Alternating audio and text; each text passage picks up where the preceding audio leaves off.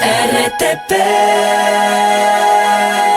Y ahora vamos a contar con nuestro primer entrevistado, justamente el doctor Mario Kubik, ex viceministro de Gobierno, es también director del posgrado de Ecotec, y vamos a hablar sobre la reestructuración del Estado. Son algunas medidas. ¿Cómo está, Mario? Doctor, buenos días.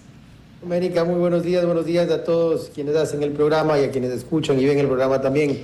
Siempre un gusto poder conversar. Sin duda, semanas movidas, como casi siempre en el Ecuador, y que creo que desde la academia, a quien represento en este momento, corresponde hacer un llamado, por un lado a la responsabilidad y por otro al seguimiento desde una perspectiva tanto ciudadana como técnica. ¿Por qué digo esto? Porque de entrada noto muchísima confusión, sobre todo cuando converso con diferentes personas, estudiantes, alumnos, familiares incluso, en que el decreto 60 todavía no ha ejecutado ninguna acción específica respecto de ministerios. ¿A qué me refiero con eso? A que el decreto 60, si ustedes revisan el primer artículo, que establece es de la Secretaría General de la Administración Pública una disposición para iniciar lo que llaman el diseño de la fase estratégica o el diseño estratégico para la ejecución de. Por lo tanto, lo que ha hecho es dar una disposición a la Secretaría General de la Administración Pública, que de hecho ayer tuvo una cadena nacional, para que planifique estas acciones. Todavía ningún ministerio ha sido fusionado, todavía todos los ministros y secretarios siguen en su cargo. Pero eso es a lo que se va, a la fusión de los ministerios, a la reducción de 5.000 funcionarios públicos, a también más de 5.000. Bueno, algunas medidas, nuevos anuncios se han dado sobre el tema que abarcamos hoy, que es la reestructuración del Estado. ¿Cuáles serían para usted, Mario, las principales razones que llevaron al presidente a considerar esta reestructuración del Estado? Lo más importante es que, y déjame decirlo primero de la forma más coloquial posible, no hay plata. Por favor. Sí, no hay plata. El presupuesto tiene un déficit anual de más o menos 4.000 millones de dólares, y eso cuando todo se cumple bien. Cuando tenemos problemas graves como la rotura y afectación al SOTE y al OCP que tenemos, donde el Ecuador ha dejado de producir algo así como 300.000 barriles diarios, es peor. Entonces la realidad es que hoy no aguantamos más gasto corriente, y esto, para aprovechar, el Fondo Monetario Internacional establece, cuando presta plata, como todo acreedor, una meta, o le pone al Ecuador ciertos objetivos respecto del balance fiscal, es decir, de equilibrar finanzas públicas. No le dice ni le da una receta de vota esto, vota aquí, recorta acá. Lo que le dice es: necesitas de equilibrar finanzas. Así como el banco te dice, necesita mejorar ingresos, si no, no le puedo dar más crédito. Claro. Eso es lo que dice el fondo. Luego, ¿cómo se decide? Lo define cada gobierno. Hoy, por eso hacía el inicio esta llamada a la responsabilidad y el seguimiento, porque si bien ya hay una declaración de hacia dónde vamos, el cómo llegamos hacia allá es lo más importante, porque si hay un enfoque en procesos, en mejora de, por ejemplo, los trámites que tenemos que hacer los ciudadanos, la reducción de licencias o de tasas o de permisos para absolutamente cualquier tipo de actividad que frena al sector privado, si logramos implementar tecnología, o sea, el gobierno logra implementar tecnología, inteligencia artificial para mejorar procesos, mientras reestructura y reduce gasto corriente, tendremos un resultado positivo. Mario. En cambio, solo se saca gente para bajar gasto, pero no se mejora procesos. Podemos entrar en un proceso que no solamente es negativo, sino que desde lo público, sino que puede afectar el servicio público y puede afectar incluso al sector privado, que puede generar un efecto nocivo en el trabajo aún más alto en número que los que salgan del sector público. No me voy a quedar mucho en las razones, porque incluso han terminado siendo contradictorias desde el gobierno, desde hablar de una reducción del Estado porque era muy costoso, luego hablar de sacar a personas que no estaban en la línea de servirle al país. Básicamente ese es el resumen del TikTok del gobierno nacional, y luego dice, oye, por acá era para reducir porque estaba muy gordo el Estado, pero vamos, chicos, que jóvenes, que ustedes iban a estar dentro del plan Jóvenes Ejemplares. Por eso no me quiero quedar mucho en la razón, porque termina siendo contradictoria. Pero vamos al orden que debía tener. La cadena de ayer, creería yo que debió haber sido incluso antes que el decreto. Si es que aún no se ha planificado, ¿por qué se decide el despido? ¿Y qué significa no planificación? Despido de 5.000 en la calidad del servicio, que, dicho sea de paso, es bastante deficiente. Sí, María Fernanda, importante aclarar, desde mi lectura el Estado requería esa reestructuración por el tema gasto corriente. ¿Por qué lo está ejecutando el gobierno? Yo no tengo bolita de cristal, pero te digo incluso desde la visión técnica era necesaria ya una reestructuración y el número no parece descabellado, hablando en términos generales. 14 ministerios y 3 secretarías están en el estándar regional, no es que es muy poquito ni se está yendo a lo loco. Habrá que revisar uno a uno cómo terminan las cosas y como tú bien mencionas, la clave aquí es que cualquiera sea la motivación que esperamos sea la correcta, en la ejecución tengamos no solo transparencia respecto a por qué y a quiénes se separa, sino, insisto, en la mejora integral de procesos y en la reestructuración también de procesos, porque si dejamos los mismos procesos que ya pasó hace algunos años, Sí. ya se sacó gente y se dejó el mismo proceso y entonces lo único que sucede es que la calidad del servicio público en cualquiera de las instituciones pierde calidad. Ya. ¿Y eso qué genera? Porque no es solamente el empleo público del que tenemos que tener cuidado, en el paso que el Estado no es la agencia de trabajo, De hecho. pero de establecer las condiciones correctas y lastimosamente en un país hiperregulado como el nuestro, el Estado es el que da las licencias, los permisos, las tasas para empezar. Uno no puede empezar ni siquiera una tienda en la esquina legalmente sin permisos del municipio de gobierno. Entonces, si no se hace bien esa reestructuración de procesos, podemos afectar al sector productivo y al sector privado, que es el que más bien hay que motivar para que genere no solo plazas de trabajo para absorber a estos 5,000 que son la primera ola de despidos, sino también al otro 66% de la población económicamente activa que hoy no tiene trabajo formal. Ok, pero eso separemos nada más porque ahora quisiera ver cómo el gobierno va a afrontar la calidad del servicio, que es lo que el ciudadano está exigiendo, y con una planificación que se está recién comenzando por lo menos a comunicar. ¿Por qué es ineficiente el Estado ecuatoriano? Se lo pregunto al exministro. No puede decir que no sabe. No, varios motivos. Mira, uno de ellos, sin duda, la necesidad de reestructuración de procesos integrales.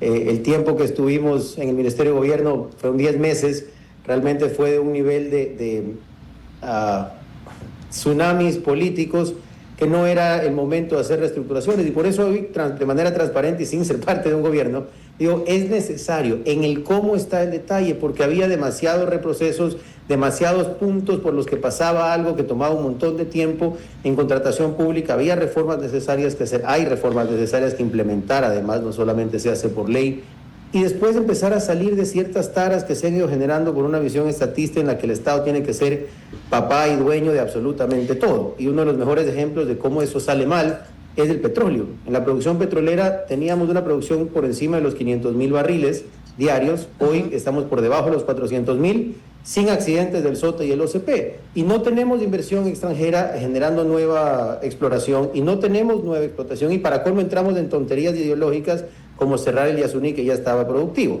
Y lo mismo con muchos otros espacios donde lo principal acá, insisto, no va a ser solamente cómo se da el servicio público, sino cómo hacemos que Mario, el Estado sea eficiente no solo en el gasto, sino en abrir la llave para que el sector privado se mueva, pero solo ahí entendamos, y esto lo insisto porque es un momento para discutir, cuando se habla de mucha gente sin trabajo, desde el Estado, hay que entender todo el resto que ya está sin trabajo fuera, y que mientras sigamos generando trabas para la generación de empleo y para la inversión, no va a tener trabajo. No, nada, y es que hay gente que incluso no tiene la traba de la legalidad, sino de la delincuencia. O sea, el problema es mucho mayor y yo lo entiendo, pero insisto, voy a jalarlo nuevamente al tema del Estado, que es el que me interesa al final conocer. O sea, estamos hablando de que el Estado tiene que ser eficiente, pero resulta que cuando uno comienza a chequear el presupuesto ejecutado de los ministerios, llegan al 20, al 30, al 40. Entonces, no sé cuándo o cómo relacionan la eficiencia del Estado con la disminución de los trabajadores versus la incapacidad de ejecutar presupuestos. Es decir, poner en movimiento la dirección, el departamento, el ministerio, como debe ser. A ver, de nuevo, y yo sé que suena básico, pero créeme, en metodología y más aún siendo yo parte antes y después del gobierno de la academia, pero en los procesos bien llevados está la clave. Por eso las franquicias a nivel mundial funcionan. Cuando hay un proceso bien estructurado, podemos identificar cuántas personas realmente necesito, no por favores políticos, no porque quiero más puestos, no porque el ministro lo pide, no porque haya o no presupuesto, sino porque el proceso lo requiere. Y es ahí donde tenemos que entrar, y ojalá se trabaje también con asesoría internacional, porque hay muy buenas empresas dedicadas a esto, a optimización de procesos, que no se ha hecho hace mucho en el Estado, y que además tienen que empezar a incluir tecnología. Si hoy tienes, mira, hay una empresa hace poco asesoraba en la sierra, que ya está implementando inteligencia artificial para separación de la calidad de las rosas para saber hacia qué mercado las va a enviar. Eso, para darles un ejemplo que ya está dado aquí en el Ecuador, de herramientas que se pueden utilizar para mejorar la eficiencia de los servicios, para facilitar incluso a nivel digital la provisión de servicios sin necesidad de más personas. Pero al final, insisto, el enfoque, ¿por qué es hacia la eficiencia? Porque el Estado tiene que ser eficiente y bueno en lo que le corresponde hacer. Salud, educación. Se puede aplicar el Estado, por ejemplo, en espacios burocráticos excesivos y administrativos, pero no podemos decir que hay que reducir policías. De hecho, hay que subirlos para llegar a los estándares internacionales mínimos. Que ahí yo regreso, Mario, nuevamente al que quiero entender cómo va a funcionar esta historia, porque yo quisiera que cuando alguien vaya... Si somos dos, Fernández, soy sincero, porque... Tres. Yo quiero saber... cómo debe ser, pero no cómo lo van a hacer. Ya, ok, porque la gente ya antes de no tenía atención. Y yo soy de la línea que pienso que el servidor público no tiene corona, que así como mañana viene Otto y me dice María Fernanda, chao, ya no la necesitamos, pudiera hacerlo también en el servicio público. Claro, ahí las razones serían quiero a alguien mejor en lo privado, y generalmente en lo público es mi cuota política que debe ingresar. Entonces, y vuelvo no hagas así la cara. Porque todos los gobiernos, incluida la del presidente Lazo, también incrementó el aparato estatal. Me refiero al rol, al super rol. ¿Dónde es importante? Y decía caras en esas frases, porque ese es el peligro de continuar con una ola de politiquería mala en este país, y te garantizo, al menos en el tiempo que estuvimos nosotros, presidente Lazo, no se puso a gente por favor o clientelismo político. Se la puso por perfiles y por carpeta, y si ustedes se dan cuenta, se dio mucha continuidad a un montón de gente que venía de diferentes gobiernos. Sí, recuerdo la crítica, les decían que tenían a correístas dentro y que hacían ahí, sí lo recuerdo, claro, eso lo tengo clarísimo. Hay una visión que a veces muchos juzgan como inocencia política, pero que nosotros es lo que corresponde en administración pública, porque finalmente no estás manejando la plata del que ganó ni la del partido, sino la de los ecuatorianos que te han encomendado la misión de administrar lo mejor posible sus bienes. Y es ahí donde yo llamo que ojalá esta reestructuración vaya a enfocar al Estado primero en lo básico que tiene que hacer un Estado, que es seguridad, educación y salud. Sin eso, ni para qué tenemos Estado. Luego, sí, no hay razón de ser. Pensar en ciertos servicios públicos que por temas ideológicos o constitucionales aún son obligatorios, que solo los preste el Estado. Ojalá ir liberando con reformas temas de sectores estratégicos, por ejemplo, para la municipalidad, como tiene Guayaquil en el tema agua. Mario, sí. Solo ahí, porque se nos va el tiempo. ¿Es buen momento para hablar de ampliar autonomías? Pero por supuesto que sí, pero ojo, siempre entendiendo dos elementos. Esas autonomías deben venir con presupuesto y con responsabilidad. La ley lo dice, es clarísima la Constitución. A veces hay líderes políticos que quieren el poder adicional o el presupuesto, pero la responsabilidad que se quede en el Estado central. Después es dando, y es un proceso que además debe ser ordenado también desde los procesos, valga la redundancia, porque si no, en la transición de competencias puede perder mucho el ciudadano. ¿Cómo funcionaría? No, de acuerdísimo. ¿Cómo funcionaría con un municipio como el de Guayaquil? No quiero decir que lo esté haciendo, esto es producto de mi imaginación nada más, y ya que también da inversión en salud, ¿cuál es el trámite para pedir la competencia en esa materia? Hay algunas que son exclusivas del Estado central y está a nivel constitucional. Esta es recurrente, porque el municipio de Guayaquil, como el resto de municipios, sí aporta. Puedes tenerla, pero no exclusiva desde el municipio, y por lo tanto ahí hay más subjetividad respecto a cómo se distribuye el presupuesto. Del central mantiene el gobierno central. Para eso tendríamos que ir a una reforma constitucional con la que yo no estaría en desacuerdo en lo personal, pero no es por trámite solo el COTAD en ese tipo de competencias. Vamos a ir profundizando en el tema. Quizás es el momento de hablar de que un gobierno que de un centralismo... Perdón que te interrumpa, por favor. Ahora es cuando, ¿y sabes por qué? Porque ya tenemos para más o menos mediados de diciembre la convocatoria de una consulta popular. 14 tentativamente, dijo.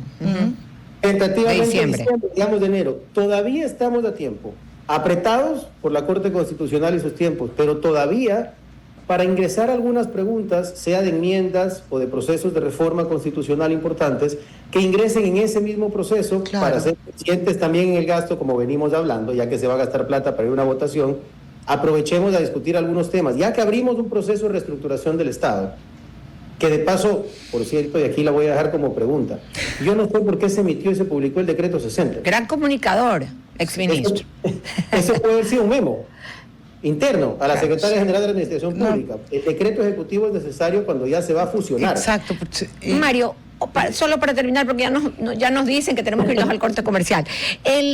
Han habido muchas críticas, ¿no?, por parte de algunos opositores, también la prensa, ciertos compañeros periodistas, ciudadanía en general, porque, bueno, pues no todo siempre le agrada a todo el mundo. Tomar ciertas medidas y sobre todo drásticas, por más necesarias que sean y por más cacareadas que hayan estado, porque durante muchos años atrás se ha venido diciendo que se debe reestructurar el Estado, que se debe achicar, etc. El presidente dijo en una entrevista el lunes justamente que este modelo que le está aplicando se ha utilizado en otros países como Japón, como Perú, y si la memoria no me falla, ¿Venezuela puede ser? No, Venezuela no. Bueno, me acuerdo Creo que mencionó. de Japón, España, Japón, España y Perú. ¿Qué tan bueno es esto? A ver, siempre es importante tomar los buenos ejemplos internacionales y las buenas prácticas que se han dado, pero siempre hay que entender las particularidades del De cada Estado. país, claro. Un ejemplo concreto, el presidente mencionó cuando hay críticas, y en lo personal es una de las que más ruido me genera, por eso quiero ver cómo termina ese proceso que hoy empieza, es la integración del Ministerio de Ambiente con Energía. Se ponía como ejemplo a Costa Rica. Costa Rica, sí. Bueno, pero Costa Rica no tiene ni petróleo ni minas. Claro, o gobierno y turismo. A mí no me sonaba gobierno con turismo. No, ese es Pero el la Ministerio de Producción. Producción con Gobierno y turismo. producción. No, producción y turismo. Producción, perdón, y Ya, turismo. Mario, la vamos a dejar en pausita la respuesta, la invitación está bien. ampliada, le ponemos cafecito, lo que sea, y acá seguimos en la conversa. Y lo ¿ya? esperamos aquí en el set. Si viene, le damos mucho más tiempo, además. RTP